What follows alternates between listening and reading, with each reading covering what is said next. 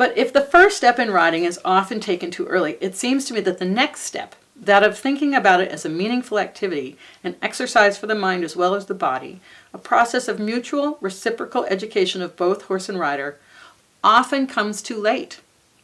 Because of the widespread preconception that you can only learn in a sort of intuitive way by doing, and that reading or even thinking seriously about riding is rather pointless, too many young riders are doomed to groping too long in a forest of problems solved long ago. And here's where, having the right education at the right moment can really help you avoid some of the pitfalls. So I think that's what Bill is saying here, is he's talking about there's this balance between, just simply riding, and when we're older, that's not as available to us as if we were children. And having the education that we need so when we do ride, we ride safely and we're making a very productive activity out of our time spent with our horse. Because our time is really limited. I can recall my astonishment when I first began to collect books on the techniques of riding, at finding in books written 2 or 3 centuries ago minute descriptions of discoveries that I had made for myself only after a long period of trial and error. I can recall it easily because I am still interested in reading about riding, and the same thing continues to happen regularly. So regularly, in fact, that I wonder if we don't truly understand only those things which we have already verified for ourselves. That's an interesting point, that once we already have a sense of discovery and then we read about it, it validates what we've been feeling and experiencing. Most likely, it's more apparent than true, for I am sure that my own development as a rider could have been very much accelerated if I could have been introduced at a very much earlier age to some of the thoughts and attitudes and basic concepts that are contained in the classic literature of riding. And so here we are, and this is the point of this blog that I'm going to be doing here on riders and masters, is bringing you some of that information that has been in the books that maybe you haven't discovered. The book could be out of print, or it could be one that you haven't heard of, or it's slightly obscure, and just bringing you those little tidbits throughout your learning experience so you can have a little moment of connecting the dots. Once we become interested in learning about riding and are not content to repeat interminably the same errors, there is much that we can learn. The advice we receive directly from our riding masters is important, of course, but we must learn too from our own experimentation, from the careful observation and analysis of good riders, and especially from our horses. And that's why I say your horse gets to vote.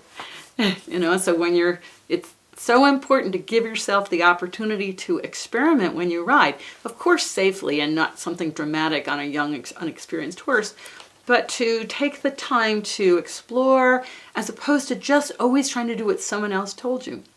Because in the end, your horse is the best teacher, and he will give you that feedback that you need if you just give yourself the chance to say, well, I'm going to experiment with this today and see what happens. So from the response to our efforts to find a better way, we must constantly look for common denominators in all these areas, for in each of them we will find the same basic principles expressed in a variety of different forms. No two people sharing the same experience will respond to it in exactly the same way, nor will they express their reactions to it alike. That is why I hope the present selection of ideas and observations may prove helpful to someone else. I am not prepared to set forth a definitive, comprehensive system of riding on the order of recent valuable works by Thunig and Dendrati. I'm still learning from them, I hope, and see no reason to restate or reiterate the same things that have already so explicitly been expressed. But if there is a reason why people who read such excellent books do not always turn into very much better riders by the time they arrive at finis, it is probably because it is difficult to maintain a clarity of emphasis or focus in a work that is so comprehensive in detail. The forest is lost for the trees. In any case, I found it very useful, and for that matter almost unavoidable, to supplement my reading with conversations and exchanges of opinions on riding problems with my fellow competitors. And I'm still always interested to learn in any successful rider regards as especially significant factors in the art of riding. I have found that there are 2 sides to learning from somebody who is currently subjecting his theories to the acid test of competition. On the one hand, you may be sure that his ideas bear some relation to current practices, but on the other, his preoccupation with specific problems of the moment rather than broader generalities may easily cause a different kind of loss of perspective. And not only do the trees often stand out too prominently in word as in print, they sometimes seem to change their foliage seasonally as the problems of the moment change. I mention these reservations about conversations on writing mainly because the pages that follow will consist of something more like a series of conversational observations on writing problems than the exposition of a complete system of writing. If it seems like a rather one-sided conversation, well, I'm afraid that friends who are familiar with some of my monologues on writing matters will say it's only characteristic. And so he's saying that he talks to different people and he listens to what they have to say in terms of the problems of the moment or the larger picture. So if any of this makes sense to you or strikes a chord, or if there's something really specific that you want me to find in my library and talk about, please leave a comment below and let me know what you think of this. What is your perspective on what Bill's saying?